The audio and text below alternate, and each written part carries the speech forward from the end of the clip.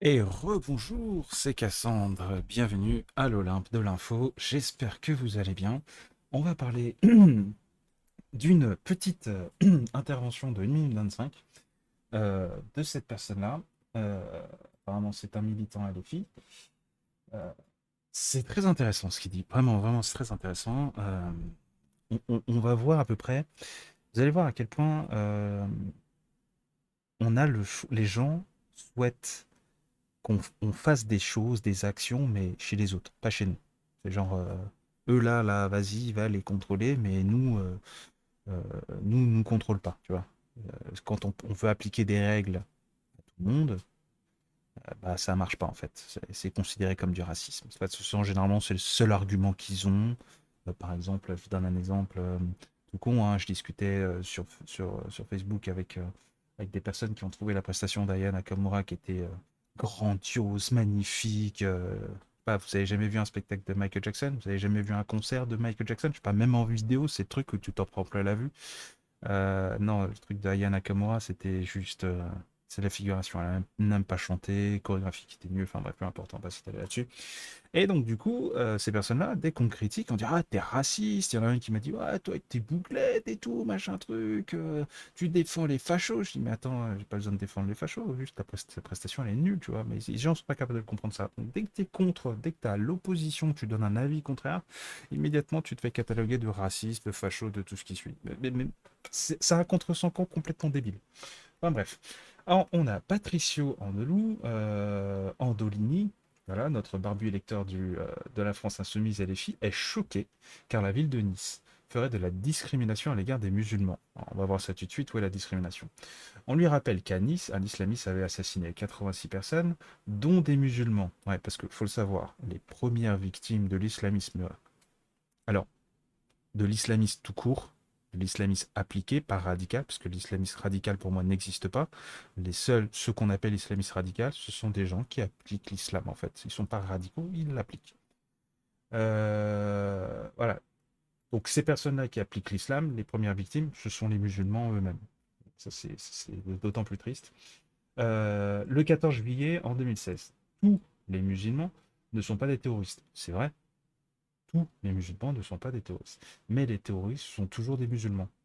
Ça aussi, c'est vrai. Et ça, c'est une phrase qui est vraiment très intéressante. Tous les terroristes, tous les musulmans ne sont pas des terroristes, mais les terroristes sont toujours des musulmans. Ouais, et c'est factuel, c'est pas des Japonais, on est d'accord.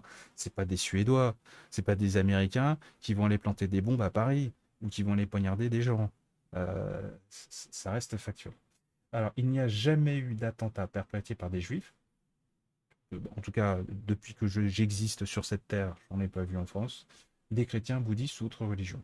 Pour l'instant, on n'est pas vu. Voilà. Je croise les doigts pour qu'il n'y en ait pas. Mais bon, voilà. On va écouter ce qu'il a à dire, c'est très intéressant, et on va analyser ça juste après. La ville de Nice a publié une offre d'emploi discriminatoire à l'égard des musulmans. La ville de Nice cherchait un médiateur de rue, etc. Et ils ont dit les prérequis pour cet emploi, c'est Alors, on va lire. Vous analysez les informations afin d'élaborer des diagnostics de dysfonctionnement. Vous rédigez des comptes rendus réguliers. Vous recensez et transmettez immédiatement à votre hiérarchie des informations concernant les comportements à risque tels que la toxicomanie, les dérives sectaires et fondamentalisme lié à l'islam. Avec une petite étoile, vous assurez la résolution des situations conflictuelles. Votre, vos arguments, vous argumenterez et adressez un message clair et convaincant au destinataire de l'action. Alors juste là, pour moi, il n'y a rien. Une offre d'emploi, on cherche un médiateur, on lui explique quoi faire. Alors, bon, ce monsieur-là, il s'offusque pour un truc. Je vous donne 2 petites secondes pour savoir où est-ce qu'il s'offusque. Vous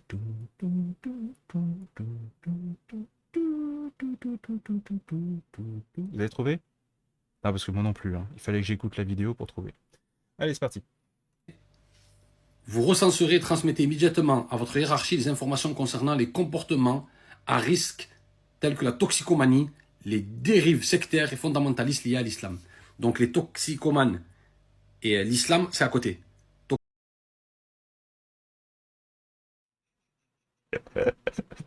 C'est ça.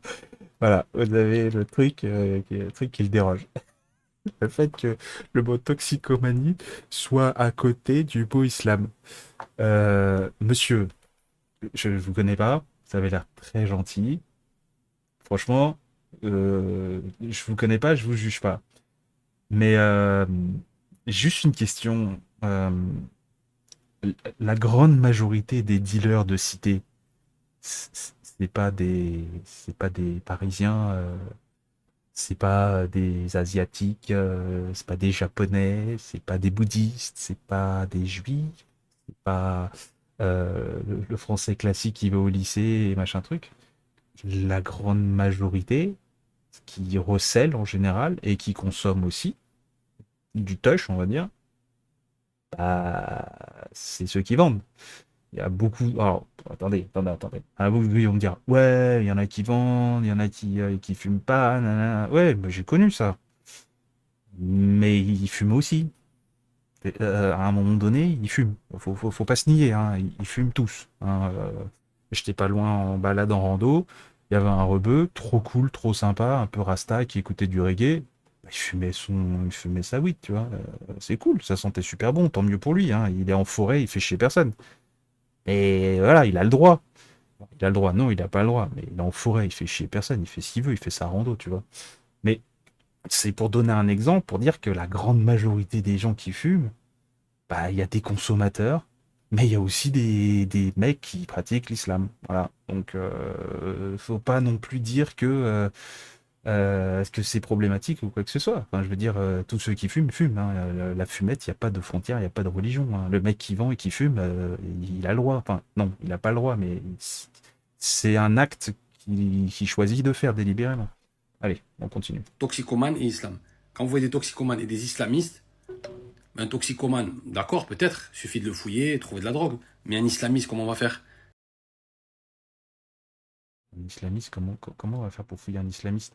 Bah, tu le fouilles. Dès qu'on trouve quelqu'un de barbu, on l'arrête. Bah, non. Juste, tu fouilles quand il est suspect. Bah, il y a des islamistes qui sont pas barbus, hein, juste comme ça, hein. Il y a des gens qui pratiquent l'islam et qui sont pas barbus. Des offres d'emploi discriminatoires. Non, ça n'a rien de discriminatoire. On cherche quelqu'un qui sait parler l'arabe et qui connaît l'islam. Quelqu'un qui va pouvoir se confondre et qui va être en phase avec les personnes qui posent problématique. Je veux dire, si on avait des personnes qui étaient asiatiques, chinois, bouddhistes, machin truc, qui posaient problème, bon, on n'allait pas chercher on n'allait pas chercher un Américain pour le mettre en face d'eux. On allait prendre quelqu'un bah, qui fait partie de cette communauté-là et qui sait de quoi il parle. C'est logique. Utilise ton cerveau. De la ville de Nice, mais on a toujours eu l'habitude. Nice, euh, la municipalité est super raciste, super islamophobe. Non, en fait, c'est juste logique. Mais pour vous dire que ça continue. Ça continue, ça ne s'arrêtera pas, ce climat d'islamophobie. Il n'y a pas de climat d'islamophobie. Il y a rien d'islamophobe, en fait. Je sais pas, vous faites une offre d'emploi. Quelqu'un qui va travailler dans une centrale nucléaire. Tiens, un soudeur pour construire une centrale nucléaire. Putain, vous n'allez pas prendre un électricien pour faire de la soudure. C'est logique. Donc si vous cherchez quelqu'un qui va s'infiltrer dans un milieu principalement musulman, où ça pose problème avec des trafics de drogue, etc., vous n'allez pas prendre un niaque qui connaît que dalle à l'islam. Pas être Donc débile. justement, pour pas avoir besoin d'eux et de leur demander de l'emploi, créons nos propres emplois. Ah, tu vas créer quoi comme emploi?